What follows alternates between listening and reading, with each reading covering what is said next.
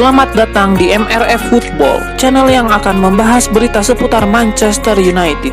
Jika kalian suka berita Manchester United dari kami, jangan lupa like, komen, dan subscribe. Dan juga nyalakan tombol loncengnya, agar kalian bisa tahu berita Man United terupdate dari kami. Terima kasih. Glory, glory Manchester United.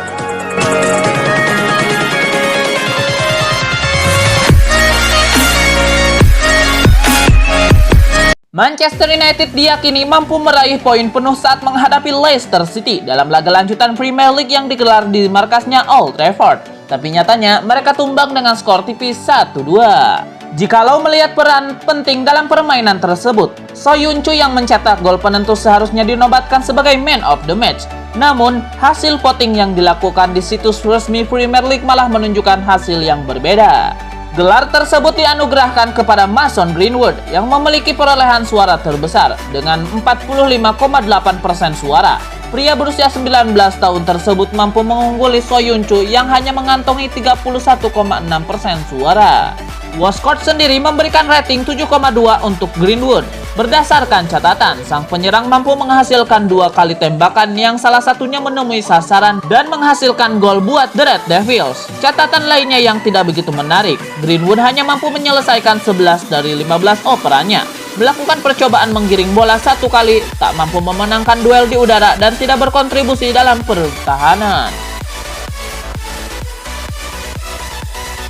Jack Grealish menjadi incaran banyak klub berkat penampilannya bersama Aston Villa. Manchester United tidak berada dalam daftar teratas. Grealish tampil apik musim ini dengan sempat membawa Villa bersaing di papan atas klasemen Liga Inggris. Namun seiring berjalannya musim, performanya menurun.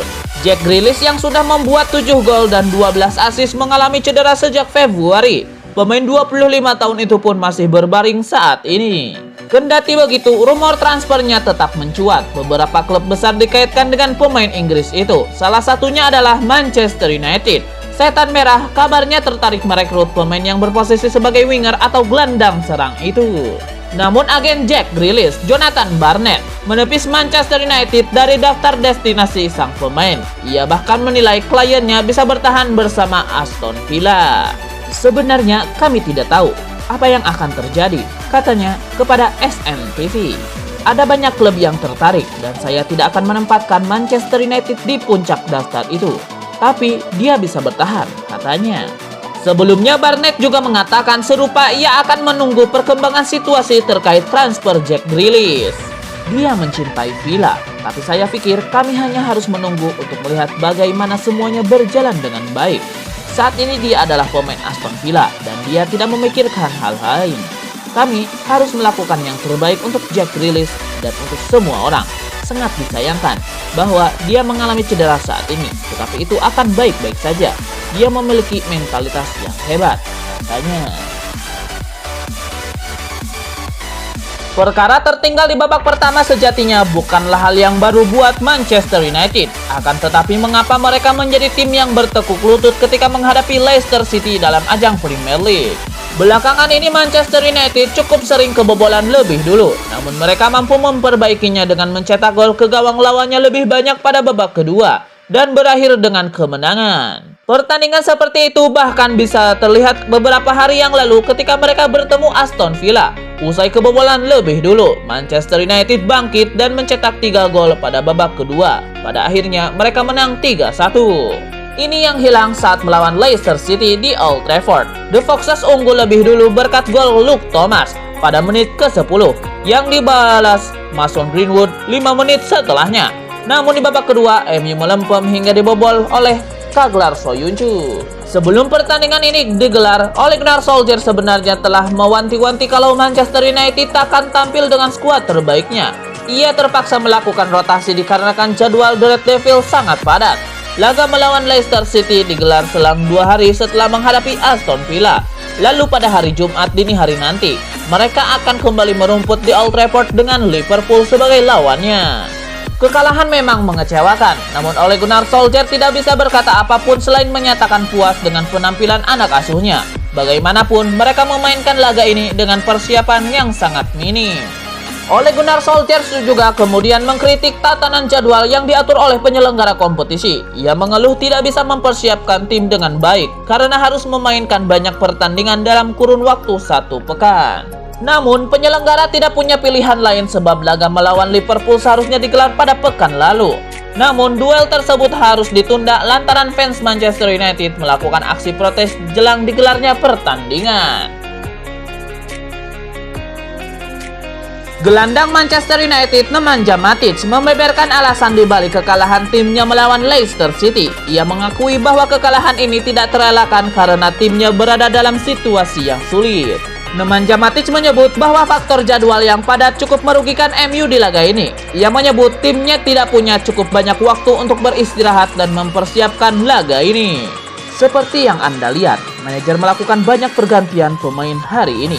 Karena bermain setiap 2 hari itu tidaklah mudah. Kami tidak memiliki waktu yang cukup untuk mempersiapkan pertandingan ini dengan maksimal. Dan itulah yang jadi penyebabnya. Nemanja Matic sendiri ogah menjadikan faktor jadwal sebagai alasan timnya kalah di laga ini. Ia menyebut timnya agak lengah di babak kedua sehingga mereka tumbang melawan Leicester City. Saya bisa bilang saya sangat senang dengan permainan kami, terutama di babak pertama. Namun, di babak kedua kami seharusnya bisa membuat lebih banyak peluang untuk mencetak gol dan membunuh pertandingan. Kami tidak senang ketika kami menelan kekalahan, ujarnya. Manchester United tidak memiliki banyak waktu untuk meratapi kekalahan ini karena 2 hari lagi mereka akan menjamu Liverpool di Old Trafford pada pertandingan pekan ke-36 EPL.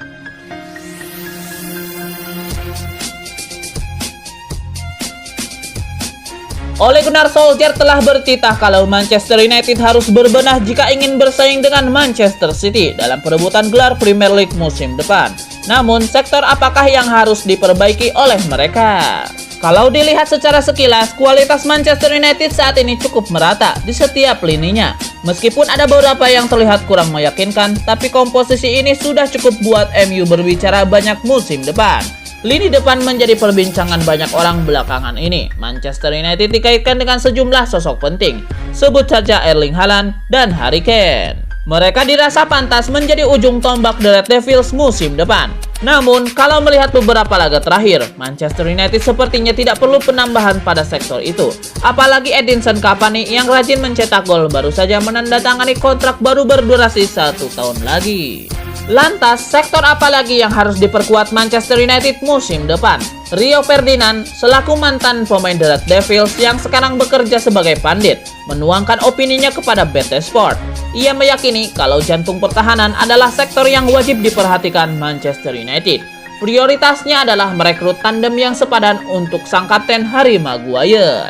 Sebenarnya Manchester United memiliki 2 bek yang masih sangat bisa diandalkan. Mereka adalah Eric Bailly dan Victor Lindelof. Di bawah asuhan Ole Gunnar Solskjaer, penampilan mereka terus membaik seiring waktu. Mereka juga masih memiliki Axel Tuanzebe yang selalu bisa memenuhi harapan tiap kali diberi kesempatan tampil. Tapi Ferdinand merasa kalau materi bek yang sekarang tidak cukup buat Manchester United untuk naik tingkat.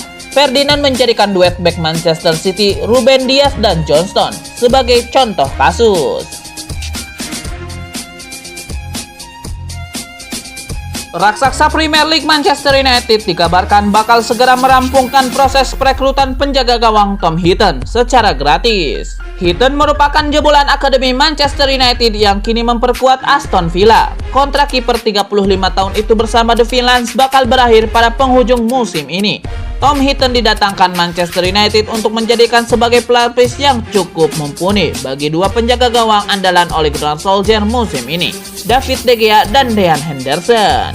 Dilansir Daily Mail, Manchester United saat ini diklaim tengah berdiskusi dengan Tom Heaton perihal kemungkinan transfer secara gratis setelah 30 Juni mendatang.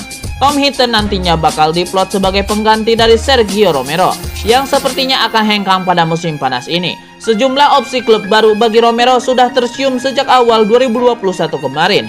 Sementara itu, Manchester United tak menawarkan kontrak baru kepada kiper gaek mereka, Lee Grant.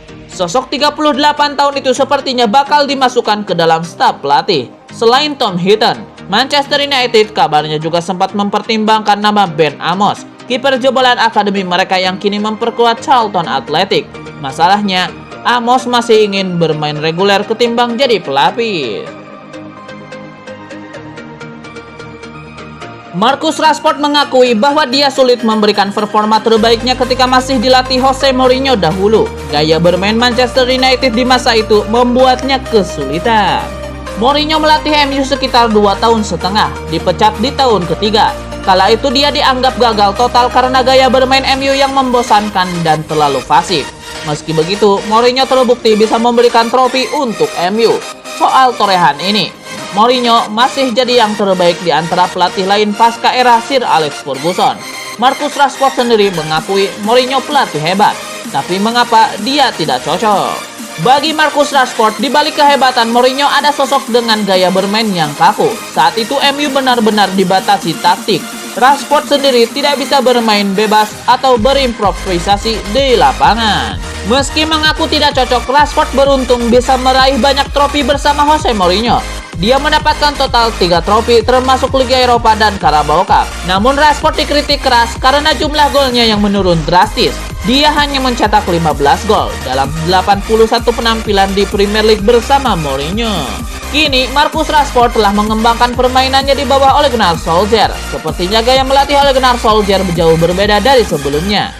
Musim lalu, untuk pertama kali dalam karirnya, Rashford bisa mencapai dan melebihi titik 20 gol semusim. Dia pun bisa melakukannya lagi musim ini. Selain gol, Rashford juga telah membuat 15 assist musim ini.